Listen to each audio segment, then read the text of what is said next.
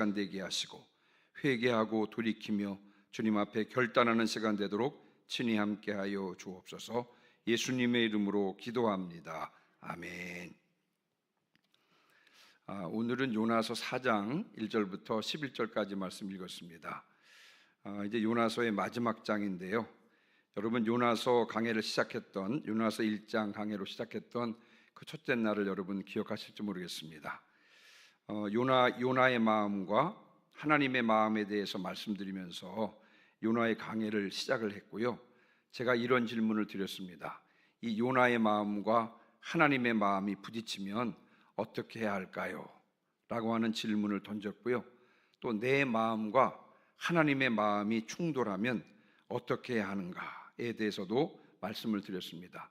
당연히 하나님의 마음을 따라야 한다고 말씀을 드렸죠.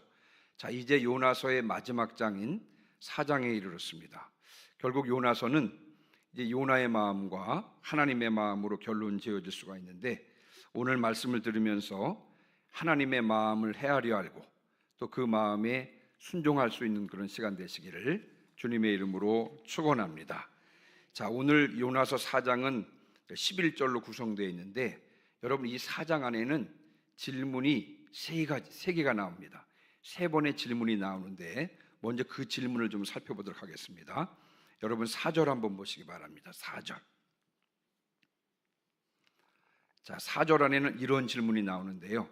네가 성내는 것이 옳으냐? 하나님께서 요나에게 던진 질문입니다. 자, 두 번째 질문은 9절입니다. 9절. 자, 9절에도 보시면 9절 중간에 보시면 네가 이 박넝쿨로 말미암아 성내는 것이 어찌 옳으냐? 또 이번에도 하나님께서 요나에게 던진 질문입니다. 자, 세 번째 질문은요 11절입니다. 11절. 자, 11절도 끝부분에 보면 내가 어찌 아끼지 아니하겠느냐? 이번에도 마찬가지로 하나님께서 요나에게 던진 질문입니다. 여러분, 요나서 11장은요 하나님께서 요나에게 던진 세 번의 질문이 나오는데, 자, 오늘은 이 세 번의 질문을 중심으로 한번 4장을 풀어보도록 하겠습니다. 자, 먼저 첫 번째 질문과 관련된 1절부터 4절인데요. 자, 여러분 1절부터 4절까지를 저와 같이 한 목소리로 다시 한번 읽도록 하겠습니다. 1절부터 4절을 다시 한번 읽습니다. 시작. 요나가 매우 싫어하고 성내며 여호와께 기도하여 이르되, 여호와여, 내가 고국에 있을 때에 이러하겠다고 말씀하지 아니하였나이까? 그러므로 내가 빨리 다시스로 도망하여 싸우니 주께서는 은혜로우시며 자비로우시며 노하기를 더디하시며 인애가 크시사 뜻을 돌이켜 재앙을 내리지 아니하시는 하나님이신 줄을 내가 알았음이니이다. 여호와여, 원하건대 이제 내 생명을 거두어 가소서. 사는 것보다 죽는 것이 내게 나음이니이다 하니 여호와께서 이르시되 내가 성내는 것이 옳으냐 하시니라. 아멘. 자, 여러분 1절에 보니까 요나는 매우 싫어하고 성을 내었다 그랬습니다. 자, 우리 지난 내용을 한번 좀 돌아보시면요, 여러분 요나는 싫어하고 성을 냈다 그랬는데 무엇을 싫어했습니까? 요나는 무엇을 싫어했냐면요, 여러분 지난 시간에 그 내용을 한번 돌아보시면 니느웨 성읍이 회개하고 심판을 받지 않게 된 것을 싫어했습니다. 자, 누구에게 화가 났습니까? 요나는 지금 누구에게 화가 났습니까? 하나님께 화가 났습니다. 그래서 요나는 화가 난 채로 지금 하나님께 기도하는 것입니다. 지금 하나님께 화가 나서 하나님께 기도하는 것입니다. 그 기도의 내용을 한번 보시면요, 여러분 2절 보시면 요나는 이미 하나님이 어떤 분이신지를 잘 알고 있었습니다. 여러분 2절에 보니까 하나님은 은혜로우시며 자비로우시며 노하기를 더디하시며 인애가 크시사 뜻을 돌이켜 재앙을 내리지 아니하시는 하나님이심을 요나는 누구보다 잘 알고 있었습니다. 그래서요, 만약에 내가 가서 니느웨에 가서 심판의 말씀을 선포하면, 그 선포의 말씀을 듣고 니느웨가 회개하면 아마 하나님께서는 재앙을 내리지 않을 것이야.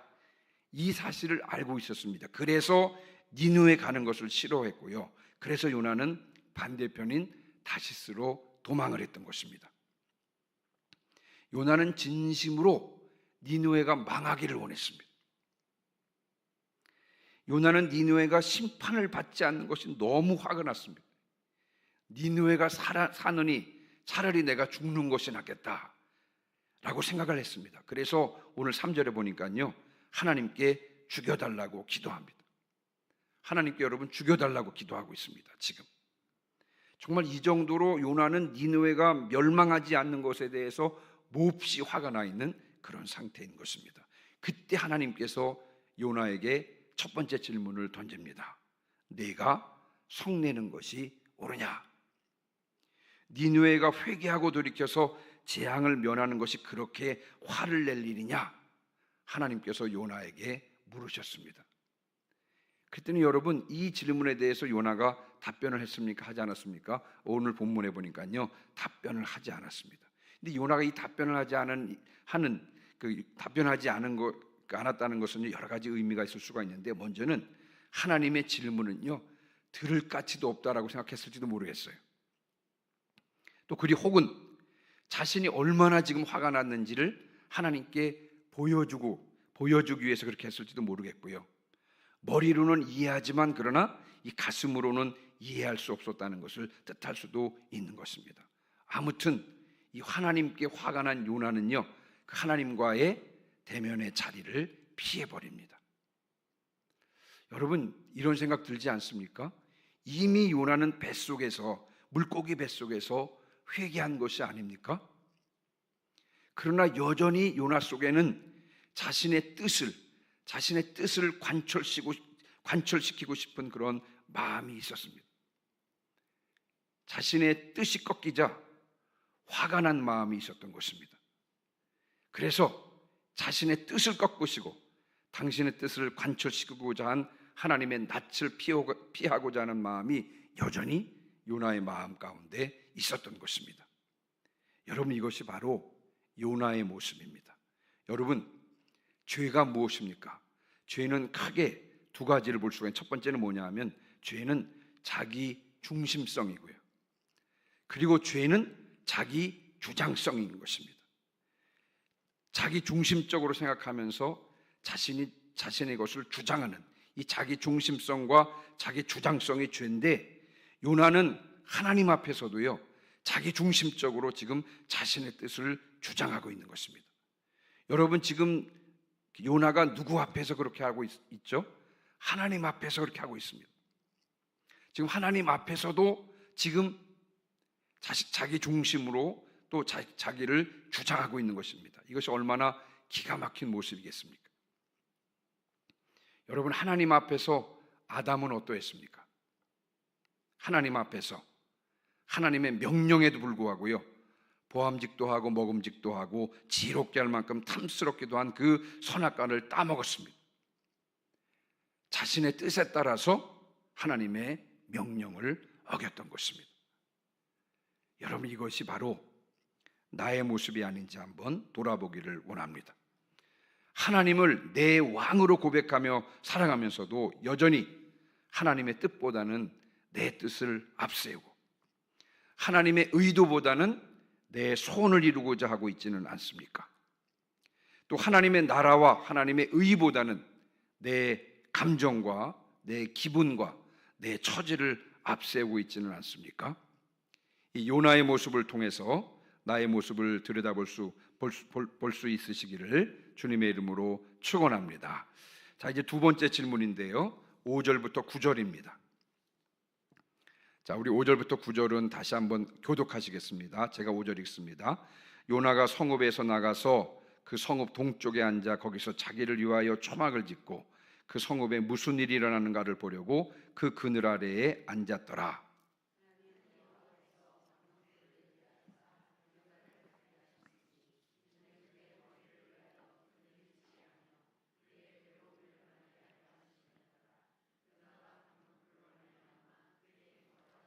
하나님이 벌레를 예비하사 이튿날 새벽에 그 박넝쿨을 갉아먹게 하심에 시드니라.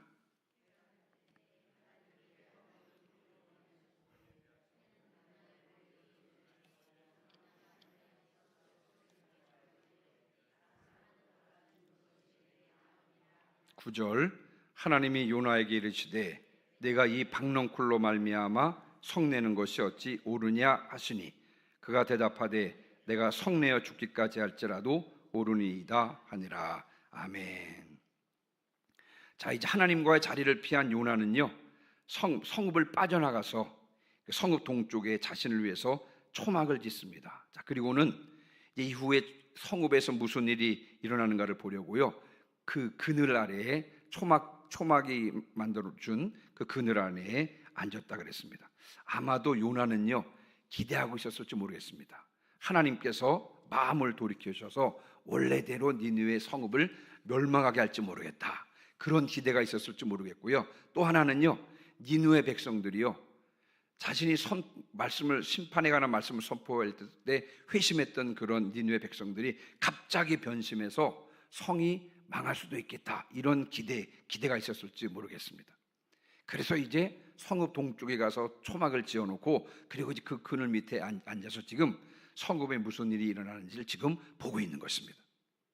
자, 그런데 하나님께서 이런 요나를 가만히 두지 않으셨습니다. 요나를 위해서 한 편의 드라마를 준비하셨습니다. 여러분, 하나님은 요나에게 어떤 분이셨습니까? 요나가 도망할 때 바다에 바람을 일으켜서 그의 길을 막으셨던 하나님이십니다. 그리고 요나가 바다에 던져졌을 때 큰 물고기를 준비하셔서 요나를 삼키게 하셨던 하나님이십니다. 또 요나가 정신을 차리고 니느웨로 향했을 때 니느웨까지 따라왔던 바로 그 하나님이신 것입니다.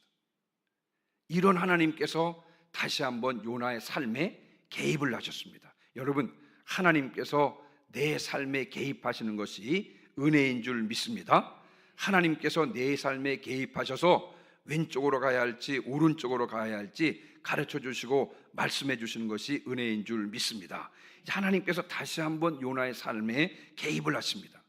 요나를 위해서 친히 한 편의 드라마를 실행시키십니다. 마치 뭐와 같냐면요, 이제 한동안 설교하기 전에 짧게 드라마를 보여줍니다. 그러니까 설교의 내용을 요약한, 설교의 주제를 보여주는 짧은 드라마가 있었는데 보통 그것을 스킷 드라마라 그러는데, 마치 이제 하나님께서 요나에게 교훈을 주시기 전에 이와 같은 드라마 한 편을 준비하셔서 하나님께서 무엇을 교훈하시고 싶어 하신지를 보여주고 계시는 것입니다. 하나님께서는 이 드라마를 위해서 세 가지 소품을 준비하시는데요, 6절에 보니까 하나님께서 박넝쿨을 준비하셨고요, 7절에 보니까 벌레를 준비하셨고, 8절에 보니까 뜨거운 동풍을 준비했습니다. 이것을 준비하신, 세 가지 소품을 준비하신 이유는 무엇입니까? 여러분, 이렇게 해서 하나님께서는 요나에게 중요한 것을 가르쳐주고 싶으셨기 때문에 그렇습니다. 자, 그러면 하나님께서 요나에게 가르쳐주고 싶으셨던 교훈은 무엇입니까? 그 내용은 드라마가 끝난 후에 드러날 것입니다. 자, 그럼 이제 우리 드라마를 한번 따라가 보면요, 무대 중앙에 니느웨 성을 배경으로 한 개의 초막이 있습니다. 자, 초막 아래에는 누가 앉아 있습니까? 지금 요나가 앉아 있습니다. 자, 그때 하나님께서 박넝쿨에게 명령을 했습니다. 하나님의 명령을 받은 박넝쿨이요 금세 자라서 요나에게 그늘을 만들어 주었습니다. 여러분, 중동의 태양이 얼마나 뜨겁습니까? 근데 갑자기 박넝쿨이 생겨서 그늘을 만들어 주니까, 여러분 6절에 보니까 요나는 박넝쿨 때문에 기뻐했다 그랬습니다. 자, 그런데 이번에는 하나님께서는요 또 누구에게 명령했냐면요, 벌레에게 명령했습니다. 자, 두 번째 소품이 등장했죠. 벌레는 그 다음날 새벽 박넝쿨을 갉아먹었습니다. 그러자 여러분, 박넝쿨이 시들어지면서 죽어버렸습니다. 해가 떴습니다. 자, 이번엔 하나님께서 세 번째 소품을 준비하셨는데, 하나님께서 준비한 세 번째 소품이 뭐냐면요, 뜨거운 동풍입니다. 뜨거운 동풍을 불게 했습니다. 뜨거운 동풍, 다시 말하면 사막에서 불어오는 열풍입니다. 사막의 열풍을 불게 했습니다. 사막의 열풍이 불면서 여러분, 해가 비치자 요나는 너무 뜨거워서 기절할 것만 같았습니다. 그러니 무엇이 아쉽습니까? 박넝쿨이 아쉬웠습니다. 요나는 박넝쿨이 죽은 곳에 대해서 화가 날 대로 났습니다. 차라리 죽는 것이 낫겠다라고 했습니다. 이때 여러분 하나님께서 요나에게 묻습니다. 오늘 본문에 등장하는 세 번째 질문인데요. 여러분 9절 보시니까요. 내가 이 박넝쿨로 말미암아 성내는 것이 어찌 옳으냐? 내가 박넝쿨이 죽었다고 이렇게까지 화를 내니까 될 말이냐? 이런 뜻입니다. 그랬더니 여러분 9절에 보니까 요나가 하나님께 대드는 것 같아요. 내가 성내어 죽기까지 할지라도 옳으니이다. 어찌 화가 나지 않겠습니까? 화가 나서 죽겠습니다. 여러분 요나가 지금 하나님께 그렇게 이야기를 하는 것입니다. 이렇게 해서 하나님께서 준비하신 드라마가 끝났습니다. 여러분 하나님께서는요 이 드라마를 통해서 무엇을 드러냈냐면요 박넝쿨에 대한 요나의 마음을 분명하게 드러냈습니다. 그리고는 당신의 마음을 요나에게 보여주신 것입니다. 박넝쿨에 대한 요나의 마음이 곧 하나님의 마음이라고 하는 마음이라고 그렇게 말씀하고 싶으셨던 것입니다. 여러분 오늘 본문을 읽으면서 여러분 하나님께서 막 화가 나신 모습이 떠오르셨나요? 여러분 전혀 그렇지 않습니다. 저는 이 본문을 이렇게 묵상하면서 요나는 잔뜩 화가 나 있지만 하나님은 전혀 그렇지 않은 모습입니다. 차분하게 지금 말씀하고 계십니다. 요나는 하나님과의 관계에서 이 선을 넘은 것 같습니다만 그러나 하나님께서는 그런 요나를 그대로 받아주십니다. 그대로 받아주실 뿐만 아니라 당신의 마음을 보여주시려고요 한편의 드라마도 준비해 주셨던 것입니다. 마치 요나는 응석받이하는 아이 같고요 하나님은 손자의 응석을 받아주는 할아버지의 모습 같은 그런 모습을 우리가 오늘 요나서를 통해서 알 수가 있는 것입니다. 여러분 한번 여러분의 삶을 돌아보시길 바랍니다. 우리가 오늘 여기에 오기까지 지금 이 시간 이 자리에 오기까지 여러분 하나님께서 얼마나 나를 오래 참으시고 얼마나 한결같이 인도해 주셨습니까? 나를 믿음의 사람으로 세워주시기 위해서 여러분 하나님께서는 얼마나 많은 역사를 일으켜 주셨습니까? 어떻게 이것이 가능한 것입니까? 요나는 마치 막 응석부리 선을 넘으면서 막 응석부리는 아이 같고요 그런 요나를 하나님께서는 마치 손자의 응석을 받아주는 할아버지처럼 다 받아주고 계십니다. 여러분 이것이 어떻게 가능했습니까? 나를 사랑하시기 때문에 가능했던 것입니다. 내가 하나님의 자녀이기 때문에 그렇게 하실 수 있었던 것입니다. 나를 향한 하나님의 사랑이 크기 때문에 그렇게 하실 수 있었던 것입니다. 이 나를 향하신 주님의 큰 사랑을 마음 가운데 새기시기를 주님의 이름으로 축원합니다. 자 이제 하나님의 마음을 좀 살펴볼 텐데요 마지막 세 번째 질문입니다. 자, 10절 11절입니다. 자 10절은 제가 읽고 11절 여러분 읽으시기 바랍니다. 여호와께서 이르시되 내가 수고도 아니하였고 재배도 아니하였고 하룻밤에 났다가 하룻밤에 말라버린 이 박넝쿨을 아꼈거든. 11절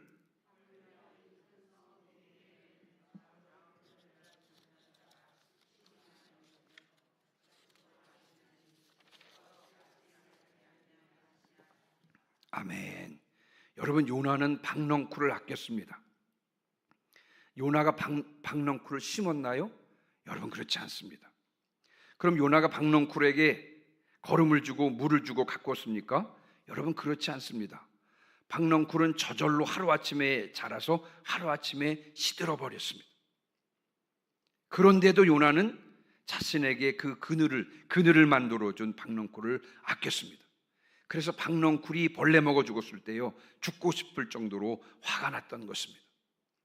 비록 자기가 가꾼 것은 아니지만 그러나 자신에게 그늘을 주었던 그런 존재가 아니었습니까? 어찌 보면 요나가 화를 내는 것은 당연할 것입니다. 자 그렇다면 니느웨 백성들을 향한 하나님의 마음은 어떠하셨을까요? 니느웨에는 좌우를 분별하지 못하는 자가 12만여 명이 살고 있고요 이스라엘 백성들이 보기에는 하찮은 이방인이 같다 할지라도요 그 성에는 12만여 명이나 살고 있었고 또한 가축들도 많이 있었습니다. 사람을 창조하신 하나님께서 이들을 아끼시는 것이 합당하지 않겠습니까? 요나는 저절로 나서 죽은 박넝쿨도 아꼈는데 사람을 만드신 하나님께서 12만여 명의 영혼들과 가축을 아끼는 것은요, 지극히 당연하다는 말씀인 것입니다. 요나서는 이렇게 질문으로 끝이 납니다. 내가 어찌 아끼지 아니하겠느냐. 여러분이 마지막 질문에 대해서 요나는 어떻게 대답했을까요? 오늘 본문에는 그 요나의 답변이 나오진 않습니다만, 그러나 우리는 짐작해 볼 수가 있습니다.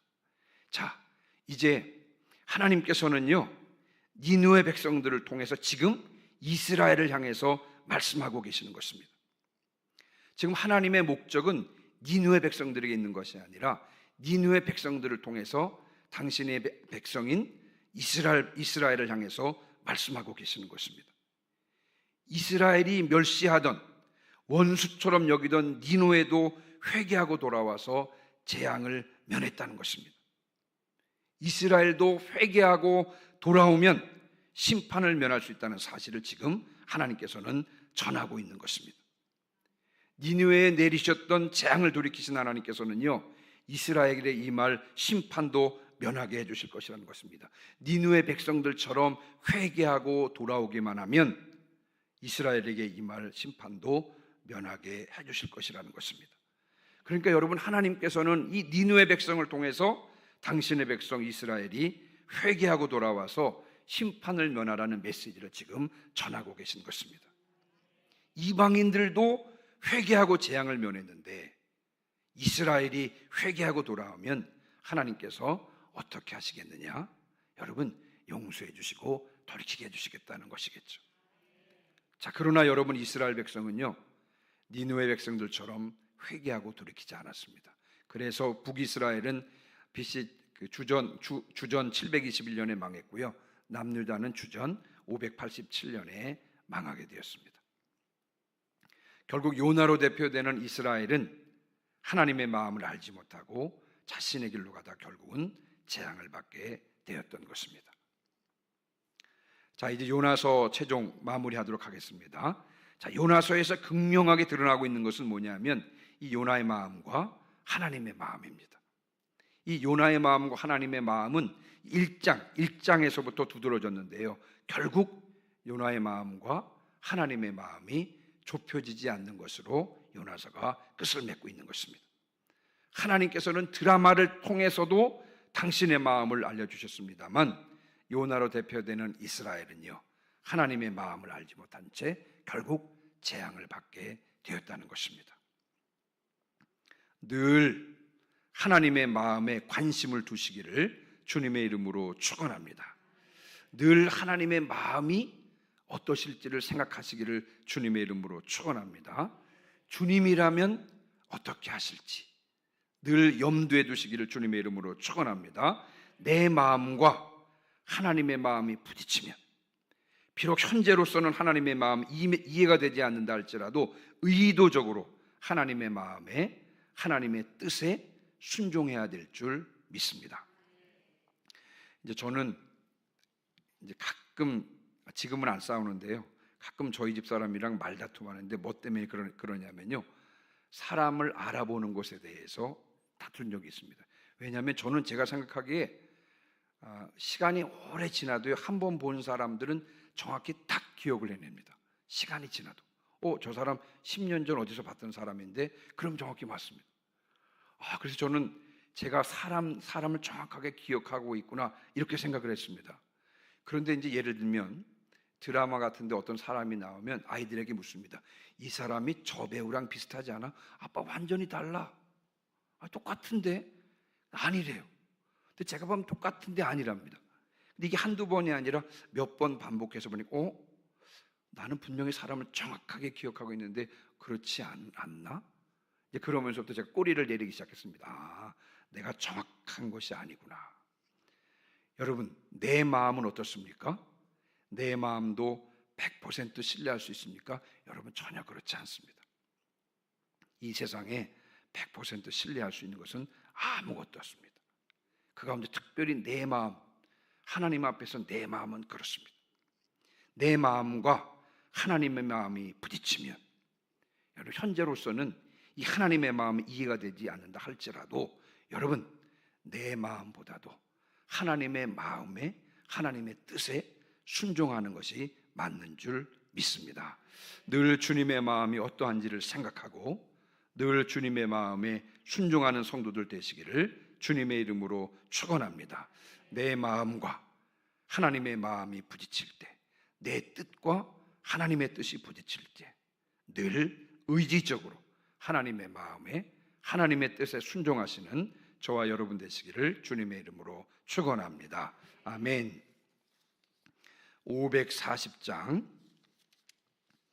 540장 찬송하시고요. 오늘 들은 말씀을 붙잡고 통성으로 기도하는 시간 갖도록 하겠습니다.